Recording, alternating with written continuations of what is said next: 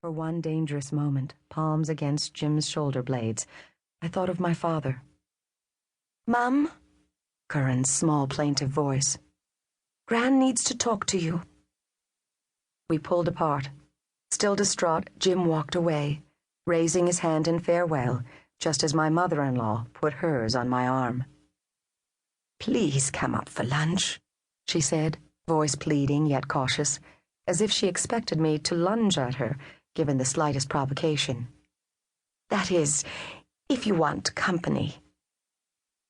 I didn't, but her pale hazel eyes were so forlorn, and the house over the hill held so many reminders of Bill, that I nodded. "I'd like that." A light rain drummed on the window pane as I sat on the living room's plaid sofa with a quilt draped over my shoulders, my legs tucked under me, and my fingers wrapped around a cup of Earl Grey.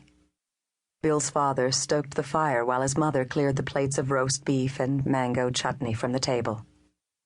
I ran my tongue over my lips, remembering the gentle, sleepy hours of early evening when their son and I had lain beneath blankets, reaching our hands under the sheets to memorize each other as we listened to water pound on the roof and promised ourselves just 10 more minutes before we'd get up to raise the drawn shades and start supper. "Would you like some more tea, dear?" Bill's mother asked. "Yes," I said. "Thanks, Louise." She came in from the dining room and handed me a second cup, gazing at me with a mournful look on her face. She stroked back a lock of my hair. "My favorite daughter-in-law," she said, a joke since I was her only one. Her eyes were red. When we had first met, I had found her nervous, mousy, almost subservient in her eagerness to please, but I'd liked her despite her quirks.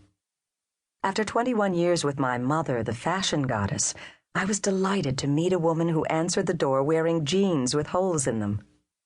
Now she sat beside me on the edge of a corduroy wing chair. "Gloria," she said, "I want you to know that you're always welcome here. You'll bring Curran to see us, won't you?" "Of course." I glanced around. "Where do you wander off to?" She laughed. It was the tremorous, broken laugh which had tumbled from my mouth countless times, the pained peal of a mother fighting to keep herself under control. "The darling, he volunteered to do the washing up. Can you believe?" "Just like his father," I said. I took a sip of the tea, then set it on the table. "When I met Bill, my friends told me I'd hit the jackpot, an artist who could actually balance a checkbook and cook and clean."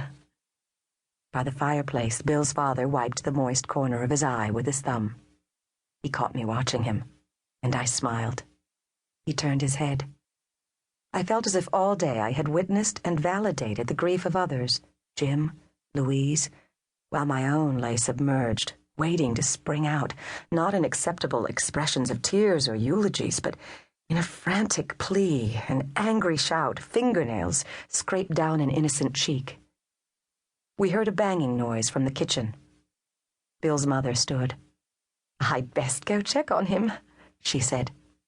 I watched the tail of the old workshirt she'd changed into flapping as she retreated. My eyes grew heavy. I spread the quilt over myself, curled up on the sofa, and stared at the wildflower pattern on the tea saucer before me until I drifted off to sleep. Drowsiness had always been my escape from pain. After my father, after the bullet, I'd slept for 2 days. When I awoke, I heard Curran and Louise talking in the kitchen. Bill's father still sat by the fire. I hugged my knees and watched the flames and played a maudlin game of could have been, wondering if Bill, had his white cells not staged a coup, might have been like him at 60. Would he have smoked a pipe and wrapped himself in green wool cardigans? Certainly he'd have been gentler than his father. He'd readily admitted that he was easier on Curran than his father had been on him. Even when he had every right to, Bill never raised his voice at our son. He had the amazing ability to convey firm, deep disapproval, whether it be over Curran's grade on an exam he forgot to study for, or the way I treated my mother, with a few simple, quiet words, an arm placed knowingly across a shoulder. I would have snapped at Curran